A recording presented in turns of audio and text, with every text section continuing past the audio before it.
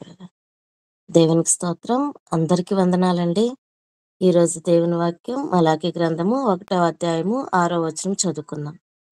కుమారుడు తన తండ్రిని ఘనపరచును కదా, దాసుడు తన యజమానుని ఘనపరచును కదా.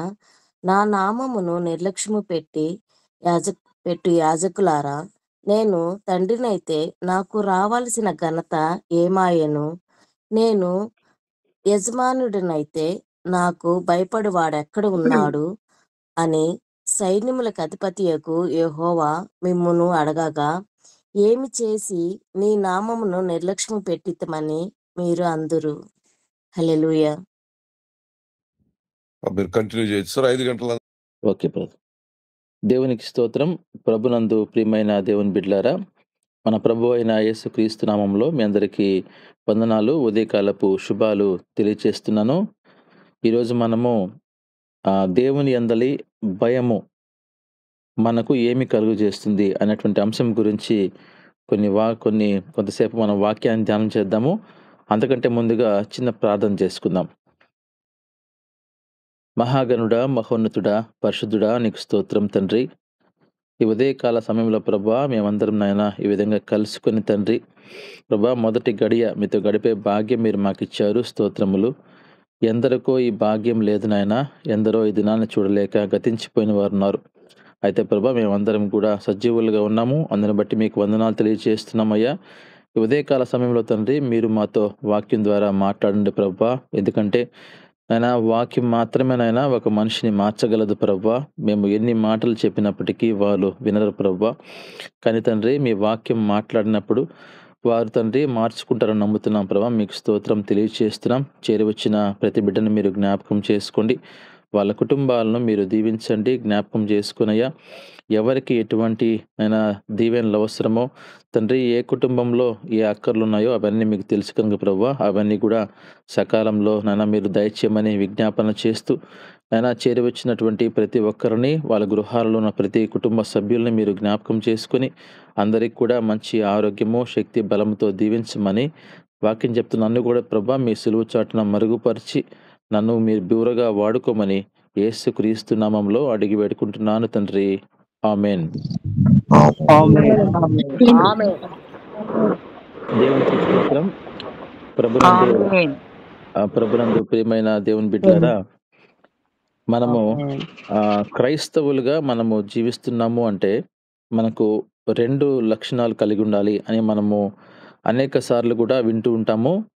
ఈ సమయంలో మనం చూసినప్పుడు భయం గురించి మనం ధ్యానం చేసుకుందాం. ప్రభు చిత్తమైతే మరొక సమయంలో భక్తి గురించి ధ్యానం చేసుకుందాం. భయభక్తులు అనేది ప్రతి క్రైస్తవునికి ఉండాలి. ఏ విధంగా అయితే క్రైస్తవునికి విశ్వాసం అవసరమో అదేవిధంగా ప్రతి క్రైస్తవునికి కూడా భయభక్తులు అనేవి మనకు ఉండాలి. ఆ లక్షణాలు భయము అదేవిధంగా భక్తి మనలో ఉన్నప్పుడు మన క్రైస్తవ జీవితము దేవునికి అనుకూలంగా, దేవునికి ఇష్టంగా ఉంటుందన్నది మనందరికి కూడా తెలుసు. ఈ సమయంలో మనము భయము అనేటువంటి అంశం గురించి నేర్చుకుందాం. కనుక దేవుని యందలి మనకు భయము ఉన్నట్లయితే మనము ఏ విధంగా ఉంటామో, మనకు దేవుడు ఏమి కలుగు చేస్తాడు అనేటువంటి అంశం గురించి మనం ధ్యానం చేసుకుందాము. మొట్టమొదటిగా మలాకీ గ్రంథము 1వ అధ్యాయము 6వ వచనాన్ని మనం చదువుకున్నాం కదా. ఒకసారి ఈ వాక్య భాగాన్ని చదువుతాను, మరొకసారి మనము ధ్యానం చేసుకుందాం. కుమారుడు తన తండ్రిని ఘనపరచును కదా, దాసుడు తన యజమానుని ఘనపరచును కదా. నా నామమును నిర్లక్ష్యపెట్టు యాజకులారా. ఇక్కడ ఈ మాటను మీరు జాగ్రత్తగా గమనిస్తే, కుమారుడు తండ్రిని ఘనపరుస్తాడు, దాసుడు తన యజమానుని ఘనపరుస్తాడు. అయితే నా నామాన్ని ఎందుకని నిర్లక్ష్య పెడుతున్నారు అని యాజకులారా అని సంబోధిస్తున్నాడు. నేను తండ్రినైతే నాకు రావలసిన ఘనత ఏమాయను? నేను యజమానుడనైతే నాకు భయపడు వాడెక్కడా? నిజంగా ఆయన అంటున్నాడు, మనందరికీ ఆయన తండ్రి కదా. మరి తండ్రికి రావాల్సిన ఘనత ఎట్టుపోతుంది? మరి యజమానుడనైతే నాకు ఎందుకని మీరు భయపడడం లేదు అనే మాట ఈరోజు దేవుడు మనతో అడుగుతున్నాడు. ఆ రోజున యాజకులారా అని సంబోధిస్తున్నప్పటికీ, ఈరోజు మనందరితో ఈ మాట మాట్లాడుతున్నాడు. మరి మనందరం గూడా దేవునికి భయపడుతున్నామా? మరి భయపడుతున్నట్లయితే మరి నాకు ఘనత ఎక్కడొస్తుంది? మీరే ఘనత పొందుకుంటున్నారు. లేకపోతే మీకు మీరే భయపడుతున్నారు. మరి నాకు భయపడేవారు లేరా? అని ఎవరడుగుతున్నారు? సైన్యములకు అధిపతియగు యెహోవా మిమ్మల్ని అడుగుచున్నాడు. అడుగగా, ఏమి చేసి నీ నామమును నిర్లక్ష్యపెట్టితిమని మీరందురు. కాబట్టి ఈ వాక్య భాగాన్ని మనం గమనించినప్పుడు, దేవుడు మనల్ని సూటిగా ప్రశ్న వేస్తున్నారు. మీకు మరి నేనంటే మీకు భయముందా? అనే ప్రశ్నేస్తున్నాడు. లేకపోతే మీరు నన్ను ఎందుకు నిర్లక్ష్య పెడుతున్నారు? అనే మాట అడుగుతున్నాడు. ఈరోజు మనందరం గూడా ఒకసారి మనందరము ఆలోచించాలి. ఒకసారి మనల్ని మనం ఒకసారి పరీక్షించుకోవాల్సిన సమయం. మనము దేవుడంటే మనం భయపడుతున్నామా? దేవుని నామానికి మనము మరి ఆ యొక్క గౌరవం ఇస్తున్నామా? అదే విధంగా దేవుని మందిరం గురించి మనం భయపడుతున్నామా? ఒకవేళ మనం భయపడుతున్నట్టే దానికి ఏమన్నా సాదృశ్యంగా ఏమన్నా మన దగ్గర ఉన్నాయా? ఆ లక్షణాలు అనేది ఈరోజు మనము ఒకసారి ఆలోచన చేసుకుందాం. అయితే మనం ఎప్పుడైతే భయము కలిగి ఉంటామో, ఆ భయముకు తగిన విధంగా మన జీవితం గూడా ఉంటది అనే విషయాన్ని మనం అర్థం జేసుకోవాలి. ఎప్పుడైతే నీలో ఆ భయం అనేది ఉంటుందో, నువ్వు ఎలాంటి కలిగి ఉంటావు? ఎలాంటి లక్షణాలు నీలో ఉంటాయి? అనేది మనం ఈ రోజున కొన్ని విషయాలు మనం ధ్యానం జేసుకుందాం. మొట్టమొదటిగా కీర్తనలు 19వ కీర్తన 7వ వచనాన్ని మనము చదువుకుందాం. యెహోవా నియమించిన ధర్మశాస్త్రము యథార్థమైనది, అది ప్రాణమును తెప్పరిల్లచేయును. యెహోవా శాసనము నమ్మదగినది, అది బుద్ధిహీనులకు జ్ఞానము పుట్టించును. ఈ వాక్య భాగాన్ని మనము గమనించినప్పుడు 7వ వచనం మనం చదువుకుంది. 9వ వచనం చదువుకుందాము. యెహోవా యందైన భయము పవిత్రమైనది, అది నిత్యము నిలుచును. యెహోవా న్యాయవిధులు సత్యమైనవి, అవి కేవలము న్యాయమైనవి. ఈ వాక్య భాగాన్ని మనం గమనించినప్పుడు, దేవుని యొక్క ధర్మశాస్త్రము, లేకపోతే దేవుని యొక్క వాక్యాన్ని మనం చదివినప్పుడు, మనలో ఒక భయం పుట్టాలి. ఎప్పుడైతే మనము ఆ వాక్యాన్ని చదవమో, మనలో భయం అనేది రాదు. అందుకోసం చూడండి 7వ వచనంలో, ఆయన ధర్మశాస్త్రము యథార్థమైనది, అది ప్రాణమునకు తెప్పరిల్ల చేయును. దేవుని వాక్యము నమ్మదగింది, యథార్థంగా ఉంటుంది. అయితే మనము ఎందుకని మనలో భయం ఉండడం లేదంటే, మనము వాక్యాన్ని ధ్యానించడం లేదు. ఇది చాలామంది అర్థం చేసుకోవాలి ఈ మాటను. ఈరోజు మనలో భయం ఉంది అంటే, నువ్వు వాక్యం చదువుతున్నావు. ఒకవేళ మనలో భయం అనేది లేదు అంటే, నువ్వు ప్రతిరోజు గూడా వాక్యాన్ని చదవలేకపోతున్నావు. ఎందుకంటే దేవుని వాక్యాన్ని మనం చదివినప్పుడు, మనలో దేవుడు ఒక భయాన్ని ఏర్పాటు చేస్తాడు. ఎప్పుడైతే మనతో దేవుని వాక్యం మాట్లాడుతుందో, మనలో ఆ భయం అనేది ఏర్పడుతుంది. నువ్వు వాక్యాన్ని చదవనప్పుడు, ఆ భయం అనేది నీలో ఎలా వస్తుంది? కనుక ఏ విధంగా అయితే మన గృహములో తండ్రి కుమారునితో మాట్లాడుతున్నప్పుడు, తల్లి కుమారునితో మాట్లాడుతున్నప్పుడు, ఎల్లప్పుడూ ఆ బిడ్డకు కుమారుడు గావచ్చు, కుమార్తెకు గావచ్చు భయముంటుంది. ఓహో! నన్ను తండ్రి, తల్లి నన్ను గమనిస్తున్నారు అని భయపడతారు. ఎప్పుడైతే తల్లిదండ్రులు పట్టించుకోకుండా ఉంటారో, కుమారుడు, కుమార్తెలకు గూడా భయముండదు. ఆ విషయాన్ని మీ అందరికి తెలుసు. ఎప్పుడైతే మనము బిడ్డల్ని గమనిస్తూ ఉంటామో, వాళ్ళు చేసే ప్రతి పనిని మనము చూస్తూ ఉంటామో, వాళ్ళని మనం ప్రశ్న వేస్తూ ఉంటామో, అప్పుడు వాళ్ళు భయపడుతూ ఉంటారు. మనం ఎప్పుడైతే వారిని గమనించమో, లేకపోతే వారిని హెచ్చరించమో, లేకపోతే మనం వాళ్ళని ప్రశ్న వేయమో, వాళ్ళలో భయం ఎలా ఉంటుంది? అదే విధంగా దేవుని వాక్యాన్ని మనము చదివినప్పుడు, మనలో కొంత భయమనేది దేవుడు ఏర్పాటు చేస్తాడు. ఎప్పుడైతే నువ్వు దేవుని వాక్యాన్ని చదవో, ఆ భయమనేది నీలో ఉండదు. ఇక్కడ గమనిస్తే ఎప్పుడైతే నీలో ఆ భయం అనేది ఉంటుందో, నీలో ఏముంటుందో తెలుసా? పవిత్రత అనేది నీలో ఉంటుంది. కనుక దేవుని యందలి భయము పవిత్రమైనది, అది నిత్యము నిలుచును అనే మాట ఇక్కడ చూస్తున్నాం. పవిత్రత నీలో రావాలంటే, నీలో దేవుని వాక్యము ఉండాలి. నువ్వు దేవునికి భయపడాలి. కనుక దేవునికి భయపడేటువంటి వాళ్ళు పవిత్రంగా జీవిస్తారు. ఇది మొట్టమొదటి అంశం. కనుక మనము దేవుని యందలి ఉంటున్నాము అని చెప్పుకోవడం కంటే కూడా, నువ్వు భయంగా ఉంటున్నావు అని చెప్పడానికి సాదృశ్యం గమనిస్తే, నువ్వు పవిత్రంగా జీవిస్తావు. ఎందుకంటే మన దేవుడు పవిత్రుడు కాబట్టి, ఆయన పరిశుద్ధుడు కాబట్టి, మనం పవిత్రంగా జీవిస్తామనే విషయాన్ని ఇక్కడ మనం నేర్చుకుంటున్నాం. తర్వాత చూడండి 2 కొరింథీ పత్రిక 7వ అధ్యాయము 1 వచనాన్ని మనం చదువుకున్నప్పుడు, ప్రియులారా, మనకు ఈ వాగ్దానములు ఉన్నవి కనుక, దేవుని భయముతో పరిశుద్ధతను సంపూర్తి చేసుకొనుచు, శరీరమునకు, ఆత్మనకు కలిగిన సమస్త కల్ముషము నుండి మనలను పవిత్రులుగా చేసుకొందుము. దేవుని వాగ్దానము అనేది మనకు చాలా ఉన్నాయి. ఈరోజు మనము బైబిల్ చదువుతున్నప్పుడు మనకు ఎన్నో వాగ్దానాలు దేవుడు ఇస్తూ ఉంటాడు. ప్రతిరోజు ఆయన మనతో మాట్లాడుతూ ఉంటాడు. నువ్వు దేవుని వాక్యాన్ని గాని ప్రతిరోజు చదువుకుంటున్నట్లయితే, దేవుడు నీతో మాట్లాడుతూ ఉంటాడు. దేవుడు నీకు అనేకమైన వాగ్దానాలు ఇస్తూ ఉంటాడు. కానీ మనమేం చేస్తున్నాము? ఏదో జనవరిలో ఒక వాగ్దానం తీసుకుంటాము. ఆ వాగ్దానం తీసుకునేటప్పుడు చాలా భయంగా, భక్తిగా తీసుకుంటాము. ఆ రోజు ప్రార్థన చేసుకొని తీసుకుంటాము. ఆ రోజు దానికోసం ఎంతగానో తాపత్రయపడతాము. ఆ తర్వాత ఆ వాగ్దానం ఒక నెల రోజులు జ్ఞాపకం పెట్టుకుంటాము. ఆ తర్వాత మన జీవితం యథావిధిగా గడిచిపోతుంది. అది కాదండి క్రైస్తవ జీవితం అంటే. ఏదో జనవరి వస్తున్నప్పుడు ఆ టైంలో 1 తారీఖు తీసుకోవడం అనేది కాదు గానీ, ప్రతిరోజు గూడా మనము బైబిల్ చదివినప్పుడు దేవుడు మనతో మాట్లాడతాడు. ప్రతిరోజు వాగ్దానం మన వాగ్దానమే. ప్రతిరోజు వాగ్దానాన్ని పొందుకునేటువంటి వ్యక్తి ఆ జనవరి వాగ్దానం కొరకు ప్రయాసపడరు. కనుక ఆ ప్రయాస నువ్వు అంత పడుతున్నావు అంతగా అంటే మరి తర్వాత మరి నీ జీవితంలో అదే వాగ్దానంలో కొనసాగాలి గదా! ఎందుకు మనం కొనసాగలేకపోతున్నాము? వాగ్దానం అనేది దేవుడు మనకు ఇచ్చినప్పుడు, మనలో ఆ భయం అనేది ఏర్పడినప్పుడు, మనలో పరిశుద్ధత అనేది మనకు సంపూర్తిగా చేసుకోవాలి. ఈరోజు మన పరిశుద్ధత ఎలా ఉంది? మన పవిత్రత ఎలా ఉంది? ఎందుకంటే అనేక సార్లు ఈ మాట ఎందుకని మనము సంబోధిస్తామంటే, దేవునికి కావాల్సింది మొట్టమొదటిగా అదే. ఎందుకని? ఆ ప్రవర్తన, ఆ యొక్క పరిశుద్ధత అనేది ఎందుకు అవసరమంటే, మన దేవుడు పరిశుద్ధుడు గాబట్టి. ఈరోజు మరియ అయిన కన్యకను దేవుడు ఎందుకు ఏర్పాటు చేసుకున్నాడు? ఎంతమంది మరియలు లేరు బైబిల్‌లో? కాబట్టి ఇంతమంది మరియలు ఆ ప్రాంతంలో మరి ఎంతోమంది ఉన్నప్పటికి కూడా, మరి కన్యకైన మరియను ఎందుకు దేవుడు ఏర్పాటు చేసుకున్నాడు? ఆమె కన్యక గనుక. ఆమెలో ఎటువంటి మలినము లేదు గనుక. ఆమెలో ఆ పవిత్రత ఉంది గనుక.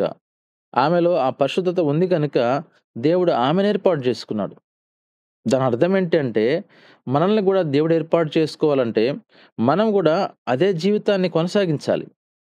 పవిత్రంగా, పరిశుద్ధంగా మనం జీవించినప్పుడు, దేవుడు మనల్ని గూడా ఆయన ప్రేమిస్తాడు. ఈరోజు మనందరం గూడా ఒకసారి ఆలోచించాలి.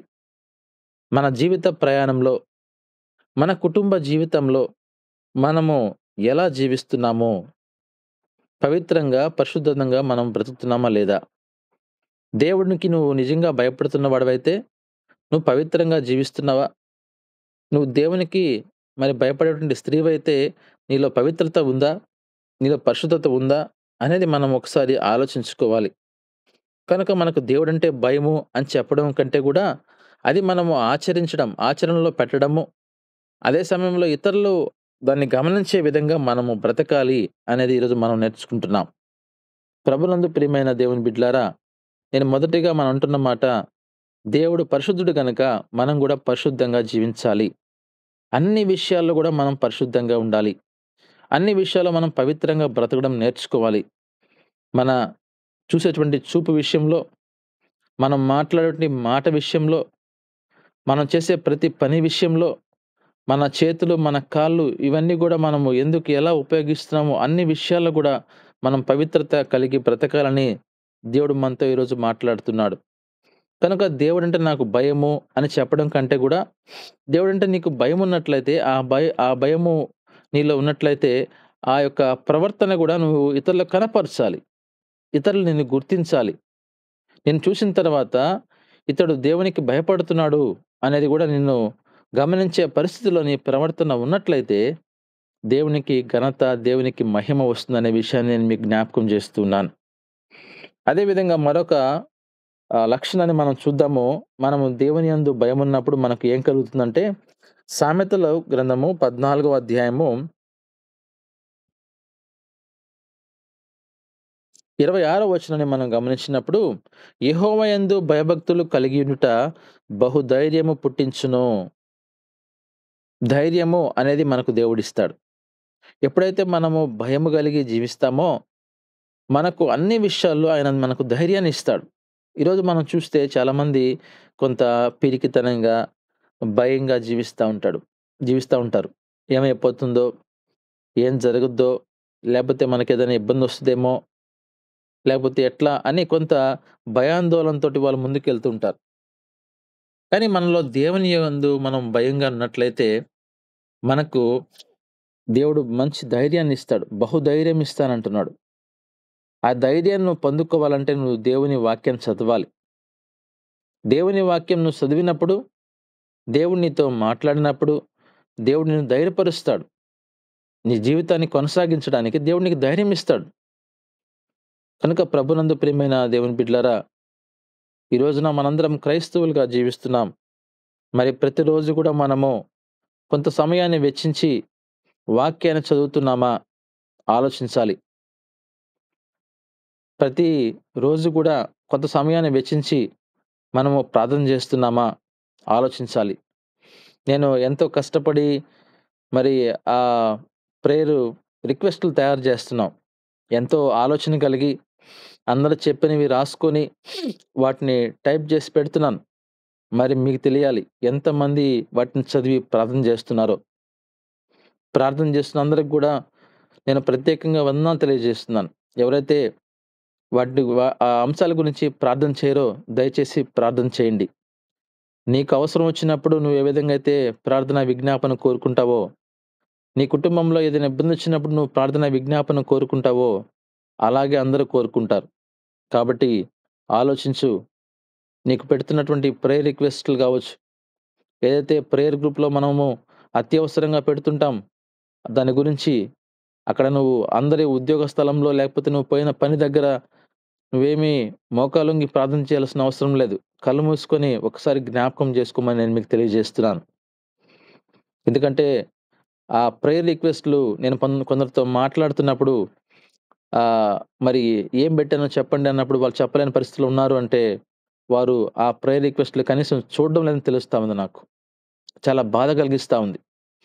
ఎంతో ప్రయాస పడి ఎంతోమందితో మనము ఆ మెసేజెస్ తీసుకొని, ఎంతోమంది ఆ ఫోన్ ద్వారా తెలియజేసినప్పుడు, ఎంతో ఓపికగా వాటిని రాసుకొని, వాటిని మనము తెలియజేస్తున్నప్పుడు, వాటి గురించి కనీసము కొంత సమయాన్ని వెచ్చించి ప్రార్థన చేయలేకపోతున్నామంటే, మనము ఎంతవరకు క్రైస్తవులము అనేది ఆలోచించాలి. నిన్ను వలే నీ పొరుగు వారిని ప్రేమించుము అని బైబిల్‌లో ఉంది. ఈరోజు మన కుటుంబము, నా కుమారుడు, నా కుమార్తె, నా భార్య, నా బిడ్డ వాళ్ళ గురించి ప్రార్థన చేసుకోవడము నా స్వార్థంతో ఉండడానికి లేదు. మనం ఇతరుల గురించి కూడా ప్రార్థన చేసే పరిస్థితుల్లో ఉండాలి. ఇతరుల గురించి మనము ఆలోచించే పరిస్థితుల్లో ఉండాలి. దేవుని యందు మనకు భయముంది అని చెప్పుకోవడం కంటే కూడా, ఆ భయానికి తగిన విధంగా సాదృశ్యంగా మనం ఏం చేస్తున్నాం? ఈరోజు యేసుక్రీస్తు వారు ఆయన లోకాన్ని ఎంతో ప్రేమించాను అనే మాటుంది. దేవుడు లోకమును ఎంతో ప్రేమించాను. ఆ ప్రేమకు సాదృశ్యంగా ఆయన పరలోకంలో ఆయనకు సింహాసనం ఉంది. ఆ సింహాసనము బంగారు సింహాసనము. ఆయన దిగి వచ్చాడు అంటే దాని అర్థం ఏంటి? మనల్ని ప్రేమిస్తున్నట్టుగా ఆయన చూపించాడు. ఈ లోకంలో ఆయన రిక్తుడిగా ఆయన జన్మించాడు. మన కొరకు ఆయన రక్తం కార్చాడు. ఆయన పాపము చేయలేదు. ఇవన్నీ మనం చూసినప్పుడు దేనికైనా సరే మనం చెప్పడం కాదు, దానికి సాదృశ్యంగా చూపించాలి. చాలా ప్రాముఖ్యమండి. మనం ఈ రోజున క్రియలు మన దగ్గర లేకుండా పోతున్నాయి. నీలో విశ్వాసం ఉందనుకుంటున్నావు, కానీ ఆ క్రియలు లేవు. గమనించాలి ఈ విషయాన్ని.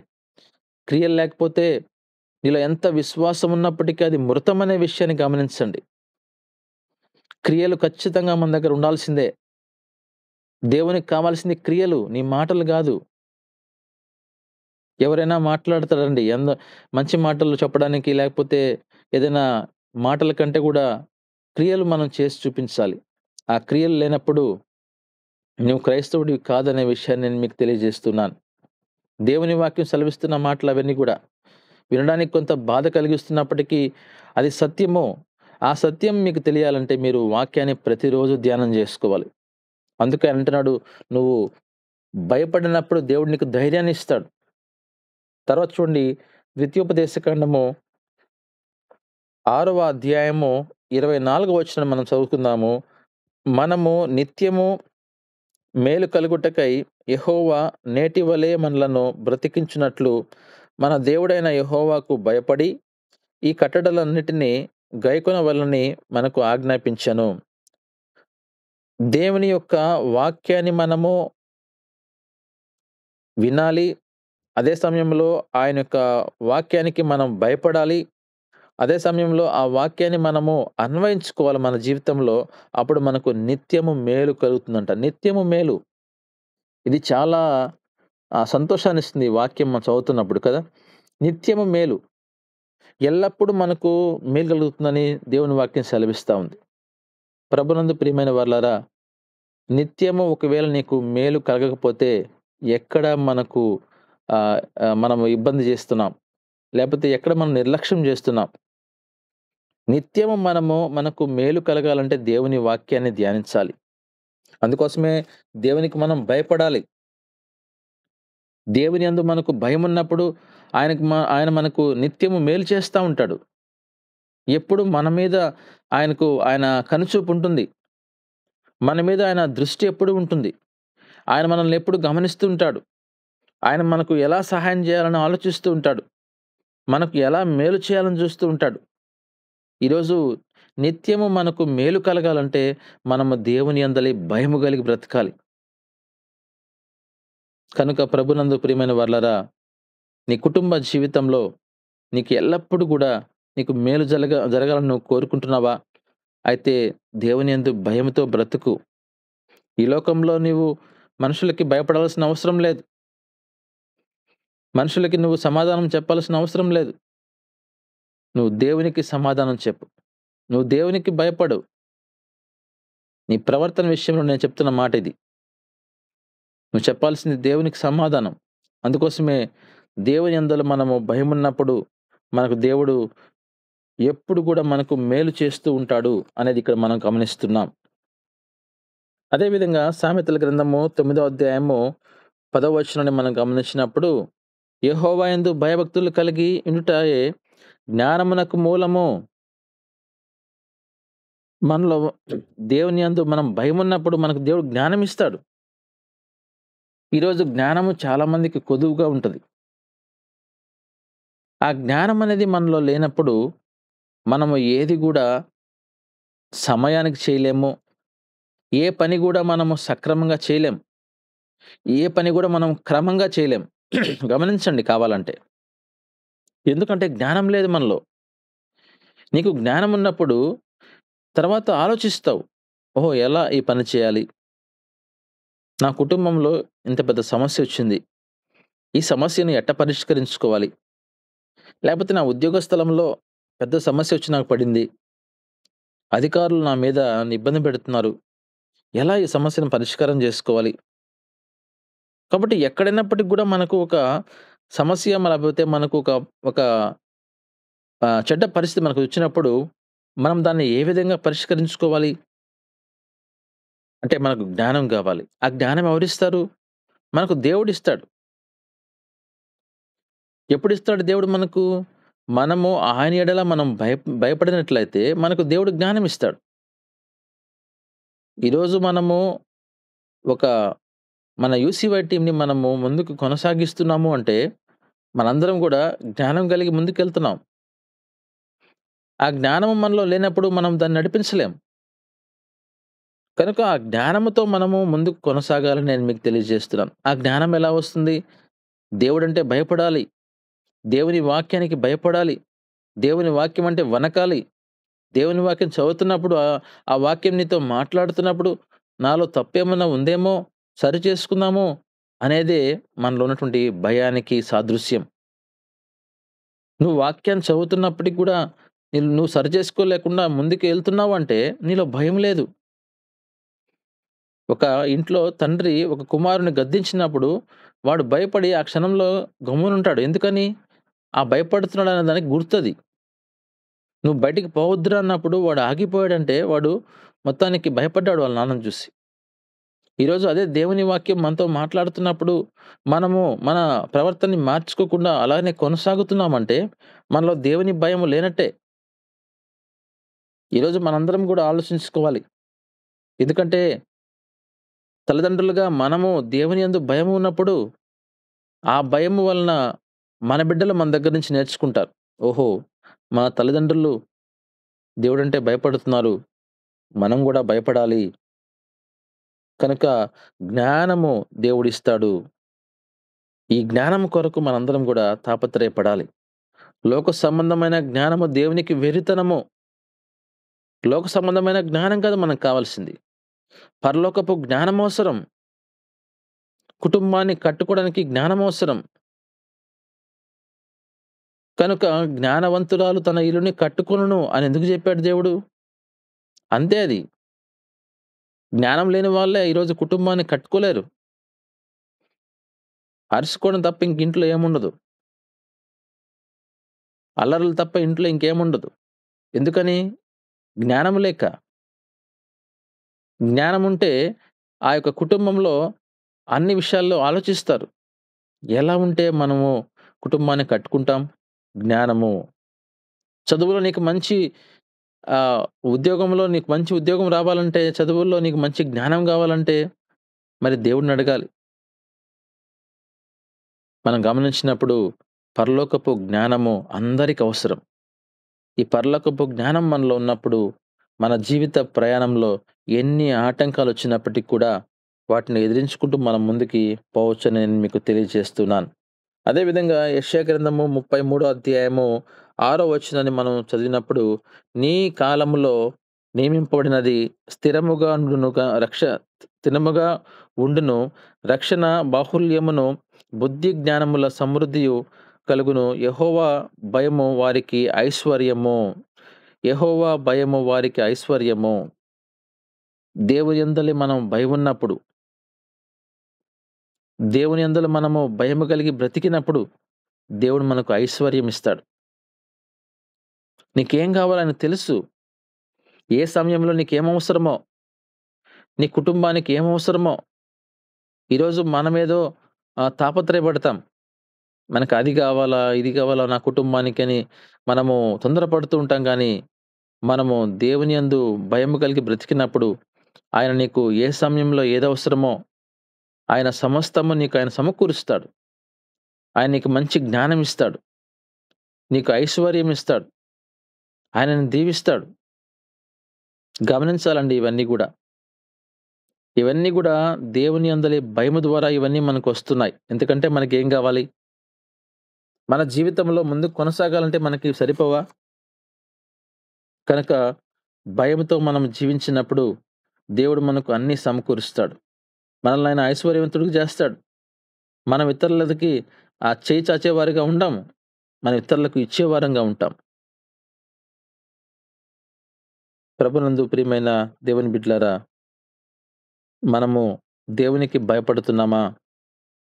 ఈరోజు మనం చెప్పుకుంటున్న విషయాలన్నీ గూడా మన జీవితంలో నెరవేరుతున్నాయా? ఒకవేళ ఆ విధంగా నెరవేరుతున్నట్లయితే నీలో భయముందనే విషయాన్ని నీవు జ్ఞాపకం చేసుకొని సంతోషంగా ఉండమని నేను తెలియజేస్తున్నాను.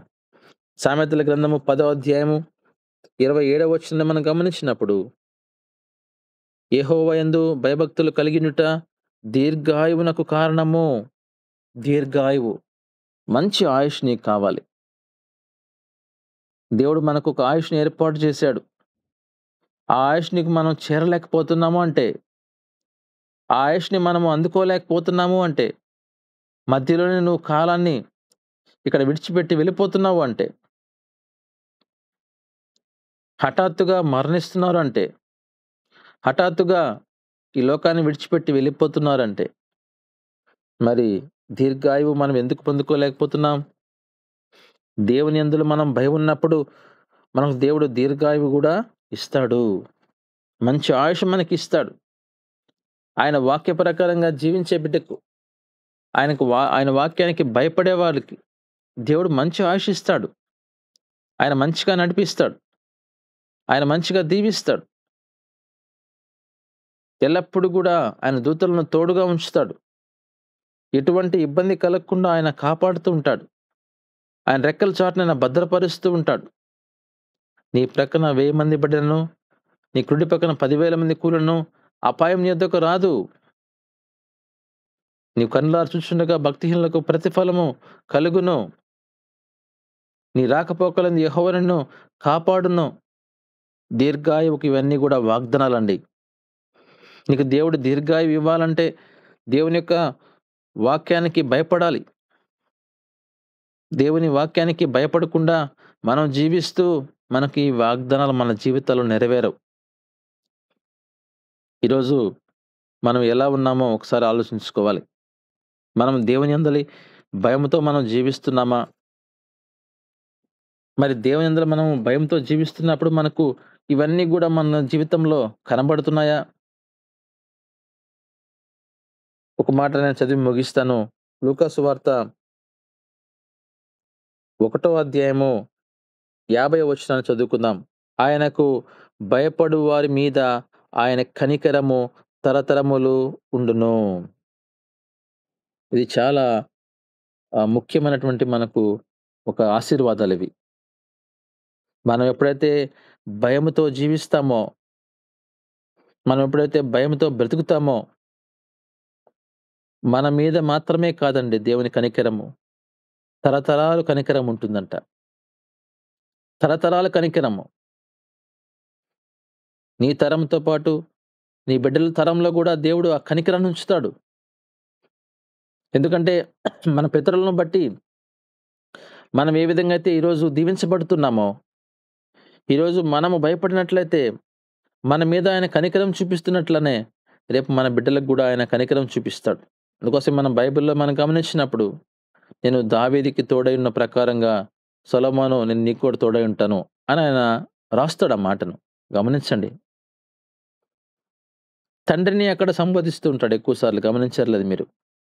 నీ తండ్రికి నేను తోడైన ప్రకారం నేను నీకు గూడా తోడై ఉంటాను. ఆ మాట ఎంత బాగుంటుందంటే మనకు ఆదరణ కలిగిస్తుంది. మనకు సంతోషాన్ని కలుగజేస్తుంది. ఓహో! నా పూర్వీకులకు దేవుడు తోడుగా ఉన్నాడా? కాబట్టి నాకు కూడా దేవుడు తోడుగా ఉంటాడా? ఎంత మంచి వాగ్దానం అండి. అది ఎలా వస్తుంది ఆ వాగ్దానము? భయపడాలి. తల్లిదండ్రులుగా మీరు భయపడాలి దేవునికి. మీరు భయపడినప్పుడు ఆ భయము వల్ల దేవుని యందు కనికరము మనం పొందుకుంటాం. మనం పొందుకోవడం మాత్రమే కాదు, మనతో పాటు మన కుమారులు, కుమార్తెలు వారి కుటుంబాల్లో గూడా దేవుని కనికరం ఉంటుంది. అంత మాత్రమే కాదు, తరతరములుండును అనే మాట ఇక్కడ మనం చూస్తున్నాం గదా! మరి మన దేవుడు మాట తప్పే దేవుడా? కాదు గదా! మన దేవుడు వాగ్దానం ఇచ్చే నెరవేర్చే దేవుడు. ఆయన సత్యవంతుడు. కనుక ఆయన చేసిన వాగ్దానం ఏంటి? నా యందు నువ్వు భయపడు, నీకు కనికరము తరతరాలు ఉంటుంది. ఆ తరతరాలు కనికరం ఉండాలంటే మనం భయము కలిగి బ్రతకాలి. ప్రభునందు ప్రియమైన దేవుని బిడ్డలారా, దయచేసి ఈరోజు వాక్యం వింటున్న మీరు, ఒకవేళ ఎవరైతే వింటున్నారో ఇప్పటికి నువ్వు దేవునికి సమయము వెచ్చించి వాక్యం చదవకుండా ఉన్నావేమో, తప్పు చేస్తున్నావు. ప్రార్థన చేయకుండా ఉంటున్నావేమో, తప్పు చేస్తున్నావు. లేదండి, క్రైస్తవుని జీవితం అది కాదు. సెల్ ఫోన్‌లో నేను చదువుకుంటాను, సెల్ ఫోన్‌లో నేను చూస్తాను, ఇది కాదు. పరిశుద్ధ గ్రంథం నీకు దేవుడిచ్చాడు. సెల్ ఫోన్స్ లేనప్పుడు మన జీవితం ఎలా ఉండదో మనకు తెలుసు గదా! పరిశుద్ధ గ్రంథాన్ని తెరవండి. బైబిల్‌లో దేవుని వాక్యం ప్రతిరోజు చదవండి. ప్రతిరోజు కొంత సమయాన్ని దేవునికి వెచ్చించండి. మనం ఉద్యోగాల కోసం ఎంతో సమయం వెచ్చిస్తాం. అదే సమయంలో నువ్వు దేవుని వాక్యాన్ని ధ్యానం చేసేవారిగా ఉండాలి. ఉదయాన్నే లేచి మనం వాక్యం చదవాలి. నేను మా నాన్నను, మా అమ్మను గమనించినప్పుడు ఉదయాన్నే లేచిన వెంటనే మొట్టమొదటిగా వాళ్ళు తీసుకునేది బైబిల్‌ని.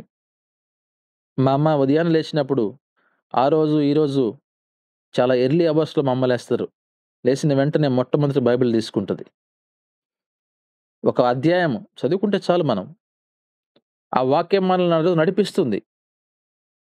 ఈరోజు మనం ఆలోచించుకోవాలి. దేవుని వాక్యం చదువుతున్నామా?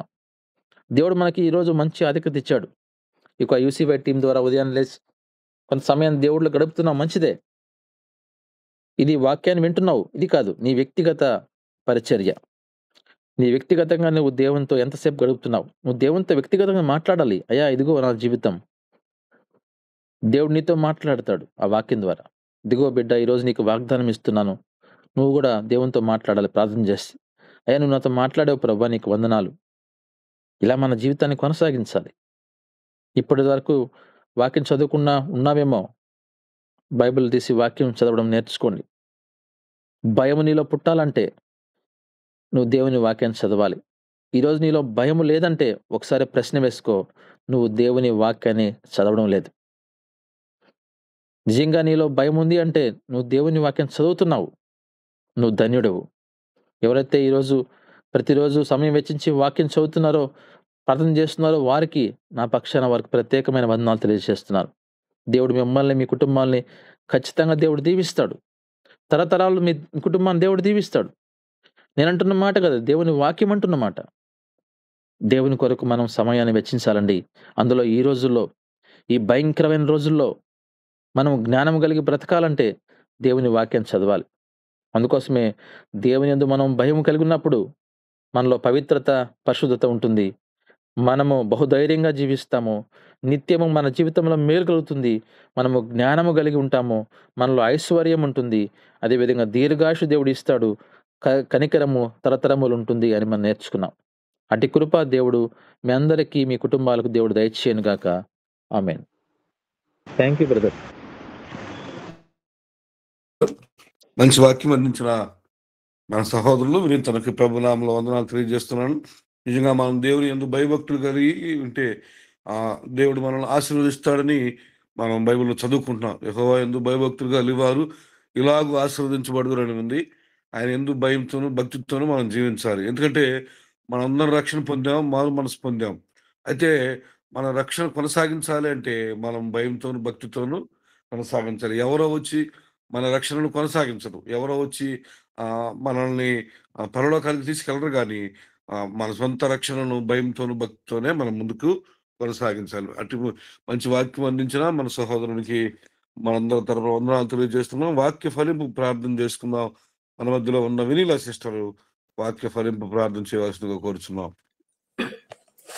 ప్రార్థించుకుందామండి. ప్రేమ నమ్మకం కలిగిన మా ప్రియ పరలోకపు తండ్రి, పరిశుద్ధుడాని బంగారు పాదాలకు వందనాలు చెల్లించుకుంటున్నాం నాయనా గడిచిన దినమంతయు నీ రెక్కల చాట్ల మమ్మల్ని భద్రపరిచి కాచి కాపాడినందుకు నీకు వందనాలు చెల్లించుకుంటున్నాం. మంచి ఆరోగ్యాన్ని ఇచ్చారు, మంచి ఆయుష్ని ఇచ్చిన అందుకు నీకు వందనాలు నాయనా.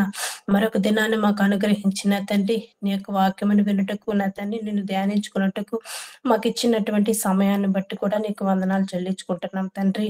ఈ సమయం అందు నా తండ్రి భయముతో భక్తితో కూడుకున్నటువంటి మేము నేను మీ పాద సన్నిధిలో నా తండ్రి నిజముగా భక్తి గల వారముగా మేము ఉంటున్నామో లేదో మమ్మల్ని మేము సరి చేసుకునేటువంటి జ్ఞానమును మాకు దయచేయమని అడుగుచున్నాము నాయన. మన నిజ జీవితంలో నా తండ్రి నాయన పైకి భక్తి గలవారముగా మేము ఉంటూ నా తండ్రి లోపల నా తండ్రి నాయన నీకు అయిష్టకరమైనటువంటి జీవితాన్ని మేము జీవిస్తున్నామేమో నాయన. మమ్మల్ని సరి చేసుకునేటువంటి జ్ఞానము నాయన మాకు దయచేయమని అడుగుచున్నాం నా తండ్రి. యెహోవా యందు భయభక్తులు కలిగి ఉండట నిజమే తండ్రి. జ్ఞానమునకు మూలమని చెప్పావు నా తండ్రి. ఆశీర్వాదాన్ని ఇస్తానని చెప్పావు నా తండ్రి. నిజమే నా తండ్రి. నాయన నీలో ఉన్నప్పుడు నా తండ్రి అన్ని నా తండ్రి నాయన మాకు అనుగ్రహించేటువంటి వాడు ఆడవాడు నా తండ్రి. సహాయం చేయమని అడుగుచున్నాం నా తండ్రి. మమ్మల్ని మేము సరి చేసుకున్నటువంటి జ్ఞానమును మాకు దయచేయమని అడుగుచున్నాము నాయన. ప్రతి ఒక్కరము కూడా నా తండ్రి మా నడకను నా తండ్రి మా పడకను నా తండ్రి నైనా మేము సరి చేసుకున్నట్టుకు సహాయం చేయండి.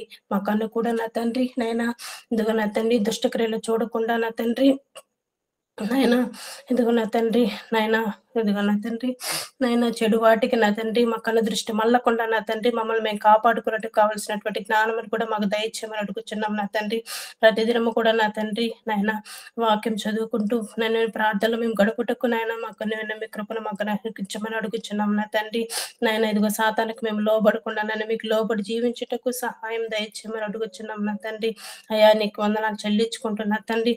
వాక్యాన్ని చెప్పినటువంటి అన్నని జ్ఞాపకం చేసుకున్న తండ్రి. అన్నకు కావాల్సినటువంటి బట్టి నా తండ్రి జ్ఞానమును దయచేసినందుకు నీకు వందనాలు నా తండ్రి. అయ్యా ఇదిగో నా తండ్రి చేయించిన పని బాటలో మీరు తోడుగా ఉండండి. ఉద్యోగ విషయంలో మీరు సహాయం చేసినందుకు నీకు వందనాలు. కుటుంబ విషయంలో కూడా నా తండ్రి నాయన నీవు నా తండ్రి తోడుగా ఉండమని అడుగుచున్నాం. వాళ్ళకి కావాల్సినటువంటి ఈవులను మీరు దయచేయమని అడుగుచున్నాం నా తండ్రి. అయ్యా నీకు వందనాలు చెల్లించుకుంటున్నా తండ్రి. అలాగే నా తండ్రి ఇంకా నా తండ్రి ఇంకా నాయన మంద ఇంకా రెట్టింపుటకు కావాల్సినటువంటి జ్ఞానమును దయచేయమని అడుగుచున్నాం నా తండ్రి. నేను యేసువే పరిచయం నాయన ప్రారంభించినప్పటి నుంచి ఇప్పటి వరకు కూడా నా తండ్రి నువ్వు చేసిన అద్భుతాన్ని బట్టి కూడా నీకు వందనాలు చెల్లించుకుంటున్నాం నా తండ్రి. స్తోత్రములు. ఇంకా నా తండ్రి నాయన అనేక మందిని నా తండ్రి మీరు చేర్చమని కూడా మిమ్మల్ని అడుగుచున్నాం నా తండ్రి. సహాయం చేయమని అడుగుచున్నాం నాయన. చేరికూడి వచ్చిన ప్రతి బిడ్డని జ్ఞాపకం చేసుకోండి. వాక్యం విన్న మేమందరము కూడా నా తండ్రి వాక్యాన్ని విన్న వాక్యాన్ని విడిచిపెట్టి వారంగా కాకుండా నా తండ్రి మా జీవితాలకు మేము అన్వయం చేసుకున్నాయినా దాని ప్రకారం నడుచుకున్నటకు సహాయం దయచేయమని అడుగుచున్నా తండ్రి. నాయన ఇదిగో నా తండ్రి ఏ విధంగా జీవించాలనేటువంటిది నా తండ్రి మా పిల్లలకు కూడా మేము బోధించేటువంటి జ్ఞానమును మాకు దయచేయమని అడుగుచున్నాం నాయన. తల్లిదండ్రులుగా మేము ఏ విధంగా ఉండాలి, బిడ్డల్ని ఏ విధంగా నాయన నడిపించాలి నా తండ్రి, ఏ విధంగా భయభక్తులతో నా తండ్రి దేవుని అందరి భయభక్తులు నాయన మేమేమైతే నన్ను బిడ్డలకు బోధించాలో తెలుసుకున్నటువంటి జ్ఞానమును సరైనటువంటి ఆలోచనను మాకందరికీ మీకు నాయన మీరు అనుగ్రహించమని వేడుకొంచు నాయన. నేను చేసిన ఈ ప్రార్థనలో ఏమైనా తప్పులు ఉంటే దయతో మన్నించమని మీ ప్రియకుమారుడైన యేసయ్య పరిశుద్ధ నామం పేరిట అడిగి వేడుకొంచున్నాం మా తండ్రి. ఆమేన్. ఆమేన్.